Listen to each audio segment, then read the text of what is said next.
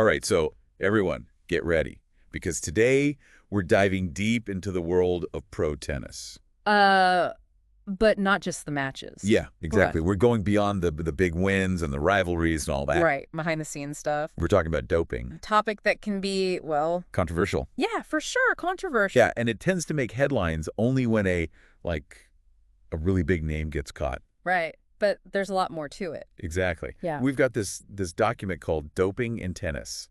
And This is a great document, yeah. it's going to be our guide as we sort of, I don't know, unravel how doping has evolved alongside the sport. And I really like that this document goes beyond just listing cases, Yeah. It tries to explain, why athletes might make the choices they do. The motivations. Yeah, and how the pressures of pro tennis can play a role. Right, what's the context?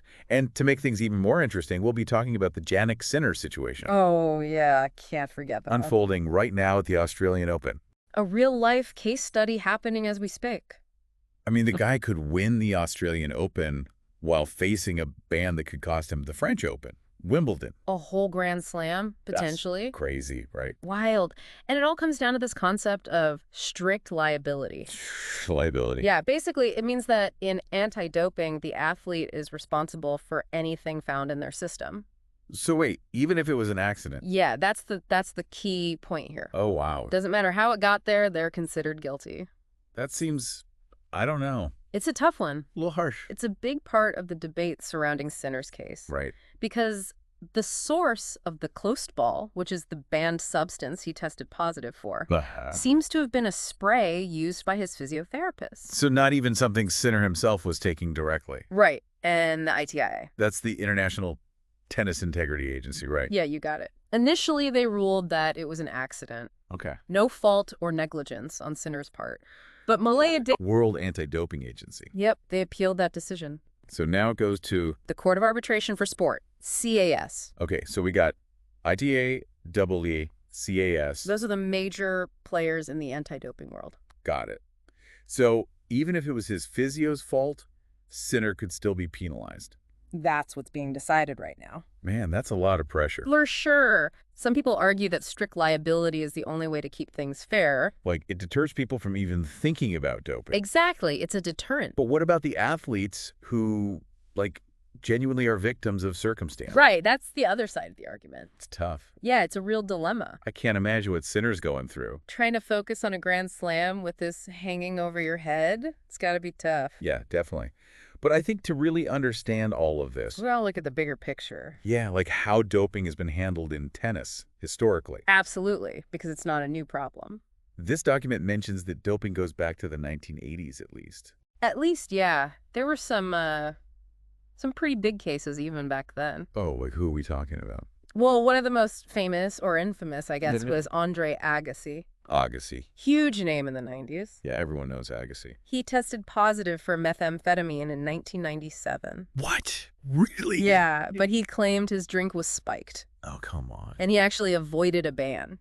But then years later, in his autobiography, wait for it, he admitted he lied. No way. Yeah, it was a huge bombshell. So even back then, it was hard to prove intent. Super hard. It makes you wonder how many other athletes might have gotten away with doping. Because the technology wasn't as good. Right, or the investigations weren't as thorough. Huh, interesting.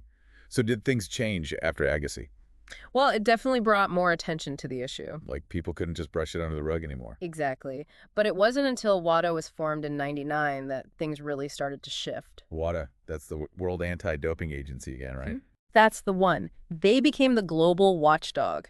Setting standards, you mean? Yeah, for testing and for punishments. So it became more unified, across all sports. Exactly. And within tennis, the ITF was working to implement WADA's code. So stricter testing, longer list of banned substances, harsher penalties. Yep, that was the idea. But even with all that, we still see these gray areas, these loopholes. You're telling me. Like the Richard Gasquet case. Oh, Gasquet. Yeah, that was a weird one. Remind me, what happened there? So he tested positive for cocaine in 2009. Okay, that's not good. But his defense, he said he accidentally ingested it through a kiss at a nightclub. Yeah. Seriously. The cocaine kiss defense. That's unbelievable. I know, right? But believe it or not, he was cleared after an appeal. So again, intent was the key factor. And whether or not you can prove it. Was he actually innocent, or did he just find a way to game the system? Who knows? It's a debate that still goes on today. It just shows how tricky these situations can be. Yeah, trace amounts of substances, contamination, it's all really hard to sort out definitively. It makes me think of that saying, it's not what you know, it's what you can prove. Absolutely applies to doping cases. For sure. And then there's the Maria Sharapova case. Ah, yes, Sharapova. That was a big one, right? What year was that? 2016, she got banned for using meldonium. Okay. It had just been added to the banned list that year. So like a new rule she wasn't aware of? That was her defense. She said she'd been taking it for years for medical reasons. So she got caught in a rule change. It definitely raised questions about how athletes are supposed to keep up with all these regulations. Yeah, they're busy training, competing, traveling. And now they have to be pharmacology experts on top of everything else. That's a lot to ask. It is. It also made people think about the responsibility of the athlete versus, say, their team doctor. Or their coach. Right. Where do you draw the line? These cases, they're all so interesting. They really are. They're like little windows into the world of anti-doping. And they set the stage for what we're seeing now with Sinner. Because his case brings up all those same issues. Intent, contamination, the role of support staff, strict liability. It's like it's all coming together in this one situation. So we've got this historical background, but now I got to know, what's Nick Kyrgios saying about all of this? Oh, Kyrgios. He's never one to hold back. Exactly. He's got to have some thoughts. He's been very vocal about his frustrations, both with the Sinner case and with the anti-doping system as a whole. What's he saying? He basically called the whole thing cooked. I mean, cooked might be a little dramatic, but Yeah. he's definitely making some good points. Like what?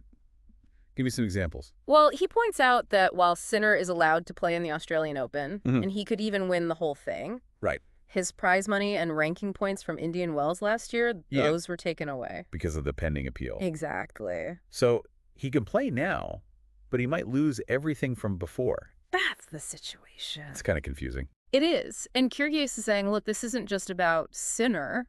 He sees a pattern. Yeah, like with Simona Halep and Iga Swiatek. Oh, right. Two totally different outcomes. Halep got a 4-year ban 4 years. for roxadustat. Which does what again? It can increase red blood cell production. Right. So potentially performance enhancing. But then you have Swiatek. The current #1. Exactly. And she only got a 1-month suspension 1 month. versus the trimetazidine. Which also affects red blood cells. It can, yeah. So 2 players, 2 substances that could give an advantage. But completely different punishments. That's what Kyrgios is pointing out, He's saying it's not fair. basically. And he brings up Shayna Jack, too. The swimmer. Yeah, she got a 2-year ban. Oof, 2 years is a long time. And she had to crowdfund to pay her legal fees. For what? What was her violation? A tiny amount of Ligandrol. A tiny amount. And she lost 2 years of competition. And had to go broke fighting it. Wow.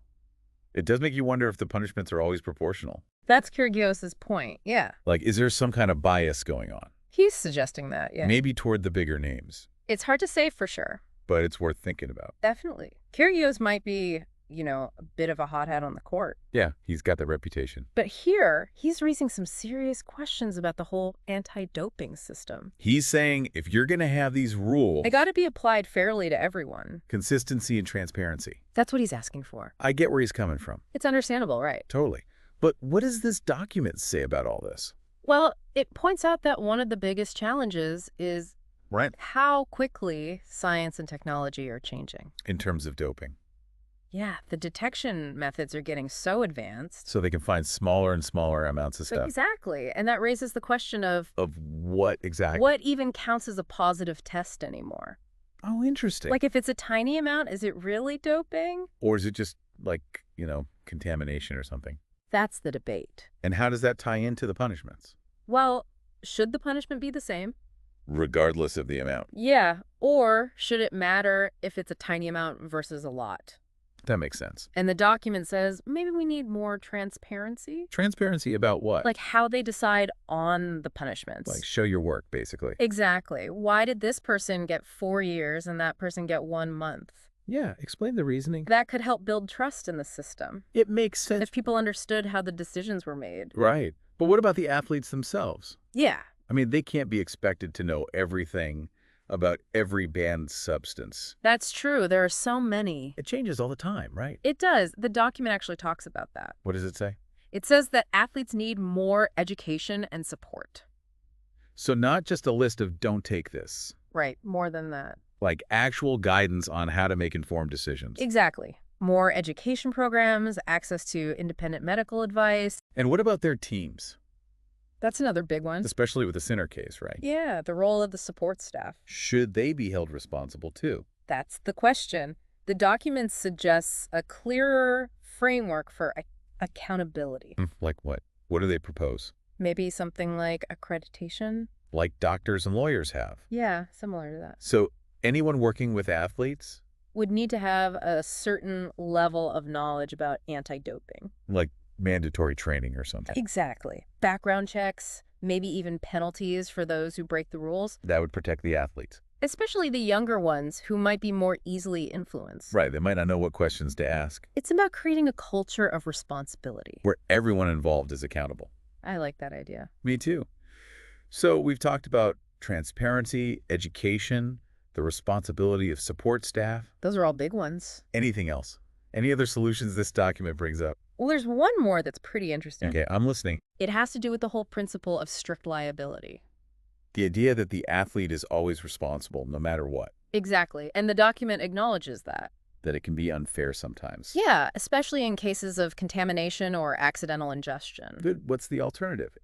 If you get rid of strict liability, it would have to be something that takes intent into account. But wouldn't that make it easier for athletes to cheat? It's a risk, for sure. Like they can just claim it was an accident? You'd need really strong safeguards to prevent that. I can see that. But the document argues that it's a conversation worth having. Yeah, maybe it's time to rethink that whole principle. It's something that a lot of sports are struggling with. As science gets better, the rules need to keep up. Yeah. I mean, think about it. We're talking about punishing athletes for tiny amounts of substances. Amounts that might not even affect their performance. Right, and that doesn't seem quite right. It's a complicated issue. It really is. This whole conversation has been eye-opening. I think the biggest takeaway for me is that doping in tennis isn't black and white. There's so much gray area. Exactly. There's always uncertainty, even after a case is closed. And it makes you think about the human side of it all. The pressures these athletes are under. The choices they make. And the consequences they face. It's easy to forget that they're people, just like us. With their own struggles and vulnerabilities. And the document talks about the insane competition in tennis. The travel, the pressure to win, the money at stake. It creates this win-at-all-costs mentality. And for some athletes, that might mean making a bad decision. Especially if they're struggling financially. Or if they're facing an injury that could end their career. It's not always about greed or wanting to cheat. Sometimes it's about desperation. Feeling like you have no other choice. That's when things get really tough. How do you punish someone who felt like they had to dope to survive? It's a really hard question. It goes beyond the rules. It's about understanding the context, the human factors. This document makes a really interesting point. What's that? It says that doping is probably going to continue. As long as there's fame and fortune tied to sports, it's a bit depressing. It is, but it's probably true. So what can we do? If you know it's not going away. Yeah. How do we deal with it? Well, I think we need to be smarter about it. Yeah. More proactive. Like how? Well, this document, Doping in Tennis, it lays out a pretty good roadmap. It does. It connects a lot of the dots. From the past to the present, and even looking ahead. It shows how doping has changed as tennis has changed. Yeah, the pressures on players are higher than ever. More demanding physically. And mentally. Longer seasons, more travel. And the money's gotten crazy. So there's more incentive to win no matter what. And that can lead to some bad choices. It's not always easy to resist temptation. Especially when you're feeling desperate. Or you're afraid of losing everything. The document also points out the flaws in the current system. Like it doesn't shy away from the problem? Yeah, it's pretty honest about it. Strict liability can be unfair. The punishments aren't always consistent. And there's not a lot of transparency. It can be hard to understand how decisions are made. Especially for lower-ranked players. Who might not have the resources to fight back. Yeah, it's not a perfect system. But the document offers some solutions, too. It does, yeah. Like the PTPA's Athlete Counsel and Equity Program. Which is a great initiative. It gives free legal help to players facing doping charges. It's a good start. And the document also talks about, like, just being more open about the whole process. More transparency. Yeah, explaining how they reach their decisions. So that everyone understands. And educating the athletes better. So they know what they're getting into. And making the support staff accountable. So it's not just on the players. All good ideas. And maybe even rethinking strict liability. That's a big one. It is, but it's worth considering. Maybe a system that looks at intent. It would be hard to implement. Yeah, but maybe it's time for a change. I think the key takeaway from all of this is doping in tennis is complicated. There's no easy solution. It's not just about the rules. It's about the people, the choices they make. Then the pressures they face. And the future of the sport depends Right. on how we choose to deal with all of this. I agree. It's a challenge for everyone. Players, fans, officials, everyone. So I guess the question we're left with is, Yeah. what kind of tennis do we want to see? One where winning is everything. Or one where integrity matters? It's a choice we all have to make. Thanks for joining us for this deep dive. It's been a great conversation. We'll be back soon with another one.